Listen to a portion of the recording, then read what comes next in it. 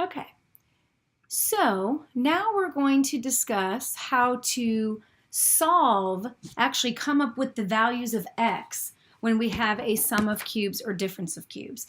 Now, I already mentioned to you the page in your notebooks that we looked at for factoring methods using quadratic equations. That was on page 52.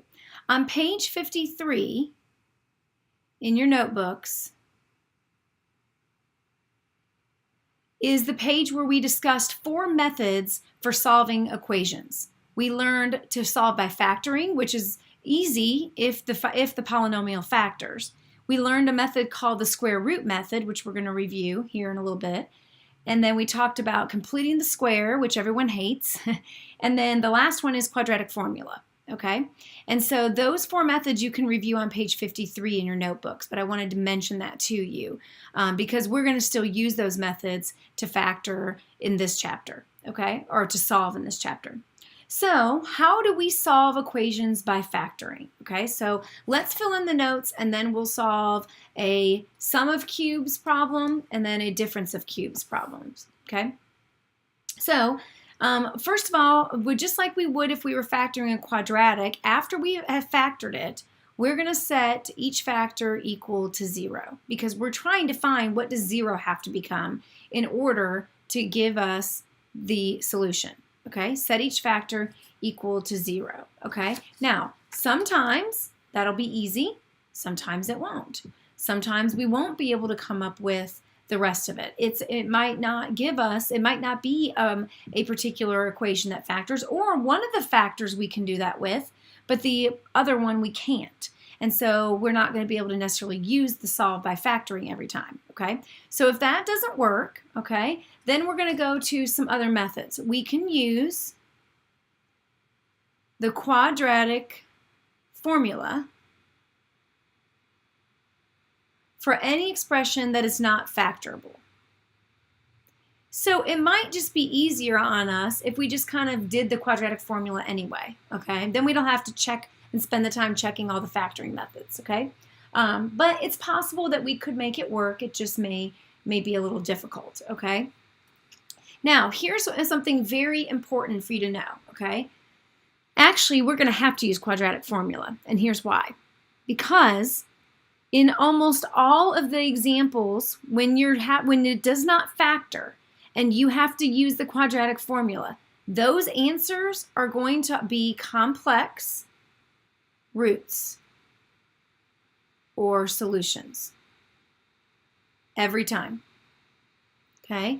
So in most of these examples with the cubes and the sum of cubes and difference of cubes, in most of these examples, one of the solutions is going to be a regular number, and the other one is going to be a complex number. What do I mean by complex number? See, if you remember, I mean I, okay? And what you need to remember about I is the value of a -1 underneath the radical. The square root of -1 is I, okay? So you should be familiar with that, okay? So let's go down here and let's do this. So both of these are going to start out the same way that our factoring ones did. Okay, we have to factor them first. That's the first step here. Set each factor equal to 0. So let's factor them. Okay, so we're going to use our patterns again to get us started. So this is a sum of cubes. Okay, so we have to find A and B, and we got to plug it into this pattern. A plus B and A squared minus AB plus B squared. Okay, so let's find this. What is the square root of, or the cubed root of x cubed? Well, that's easy. It's just x. And the cubed root of 8, we've already learned on one of the previous examples, is a 2. Okay, so the value of A is x, and the value of B is 2. Okay, so I'm going to kind of do some of this in my head as I get going here. So for A, I'm going to put in x. B, I'm going to put in 2. For A squared, it's just an x, so it's going to be x squared. AB is going to be 2 times x, so that's -2x. And then B squared would be 2 squared, so that's just plus 4. Okay, so here's what I've got so far. Well, this factor I can go ahead and I can set that up and set it equal to 0. Or you could probably do it in your head, but just in case, I'll do it this way. X would have to equal -2 in order to have the 0 be a factor. Okay, so -2 is one of my solutions. This polynomial, it's a trinomial. And the only way that I can find the solution of that one is to try to factor it, but in most cases it's not going to factor on a difference of cubes or a sum of cubes. So we're going to have to use the quadratic formula. So that's the yucky part, all right? So I'm going to write it up here at the top, but I can do it in my head really easily. So I'm going to write it one time and then I'm going to erase it, okay? And if some of you don't remember the song, I'm going to sing it. The quadratic formula is -b plus or minus the square root of b squared minus 4ac all over 2a. And that's how we find the solutions for x. Okay? So I'm going to use that on these terms. Okay? So you need to remember the quadratic formula. A is whatever's in front of the x squared. So that's a 1. Okay? B is a -2 and C is a 4. Okay, so it's hard to find room for this, so I'm going to come up here and do this because I'm going to need all the room I can get here. So I'm going to do -b. Be very careful. If you did -b, it would be the opposite of a negative already, so that's going to turn to a positive. Plus or minus the square root. B squared would be -2 squared minus 4 times A times C. A is 1. C is 4. All over 2 times A, and again, A is 1. So let's write out what that's going to give me when it simplifies, okay? So we'll come down here. The opposite of -2 is +2. Plus or minus the square root. -2 squared, anytime you square anything, it turns to a positive. So that's going to be a +4. Then these three numbers are being multiplied. And anytime you're multiplying, you got to remember that minus sign is not really a minus. It means -4. So it has to be included when you multiply all this. And if it's only one negative, then that means it's going to be a negative in your answer. So -4 times 4 is -16 times 1 doesn't make a difference. So it's -16, and 2 times 1 is 2. So there's my solution so far. I'm going to simplify this now. 2 plus or minus the square root. 4 minus 16 is a -12 over 2. That's a negative. Automatically, if you see a negative under the radical, you should be thinking, oh geez, this is going to be an I. Okay? So let's simplify it a little more. I'm going to rewrite -12 as -1 times 4 times 3 over 2. Because what's going to jump out is not only the I, but a 2. Both of these are perfect squares. Okay? So both of those are going to jump out. So I'm going to end up with 2 plus or minus 2i square root of 3 over 2. And what you should recognize right now is that right now I've got some things that can simplify. Remember, if all of the whole numbers, okay, if all of these three numbers, it has to be all three of them, not just two of them, if all three of them have a common factor, it can divide out. Well, they all have a common factor of 2 because they're all 2's. So if I do everything divided by 2, it's all going to turn into a 1. That's going to give me 1 plus or minus I square root of 3, and I don't even need to write the 1 in the denominator. This is one solution, 2 and 3. Why is there 2 there? Well, it's plus or minus. So one solution is 1 plus I square root of 3, and the other solution is 1 minus I square root of 3.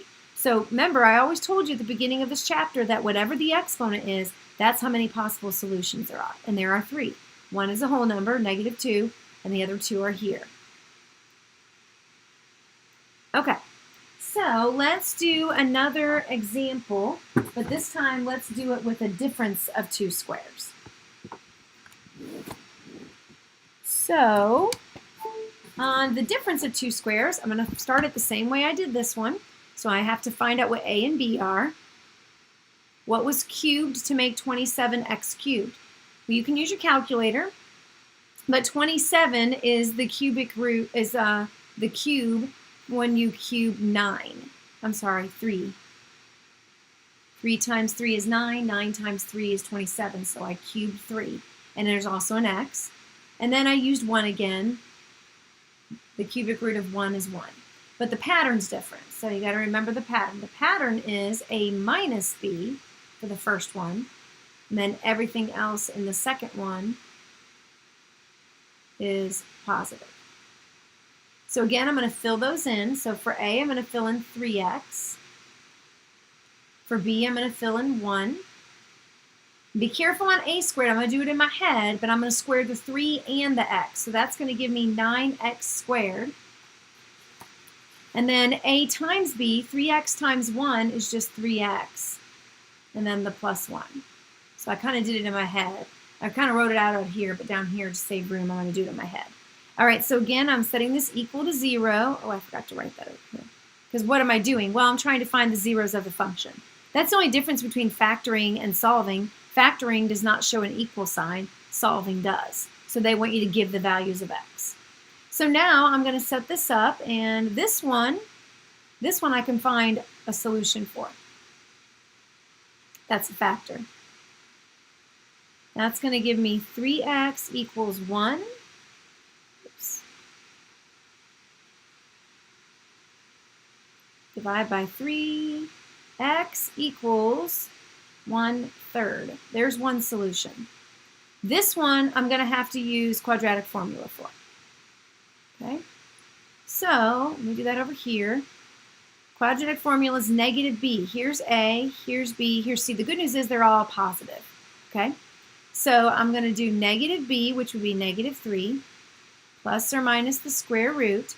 B squared would be 3 squared, minus 4 times a, which is 9, times c, which is 1, all over 2a, and a is 9. So let's come down here, simplify it some more. So negative 3 plus or minus the square root. 3 squared is 9. Now look, here's a minus again. All of those are being multiplied, and there's only one negative. So that means the answer is going to be a minus 36. All over 2 times 9 is 18. All right, so now let me simplify a little further.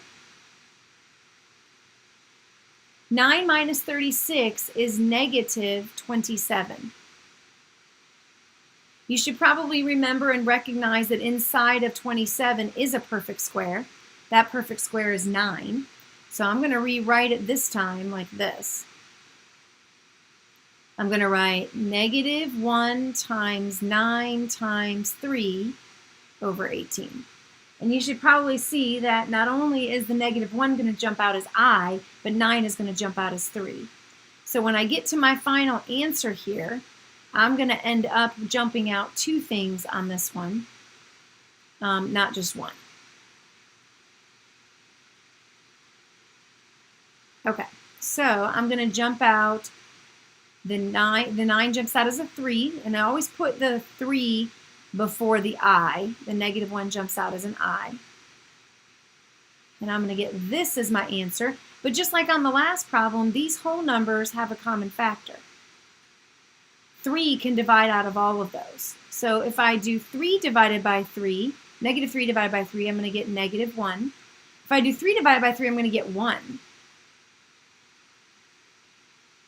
So I don't even need to really write it. I'll just put plus or minus I, square root of 3. But 18 divided by 3 does not make the denominator cancel. So the denominator still has a number in it. So I have 3 solutions. One is this, x equals 1/3.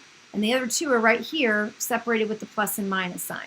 One solution is negative 1 plus I square root of 3 divided by 6. And the other one is negative 1 minus I square root of 3 over 6. And those are my 3 solutions because these are cubes, so they have to have 3 possible zeros of the function.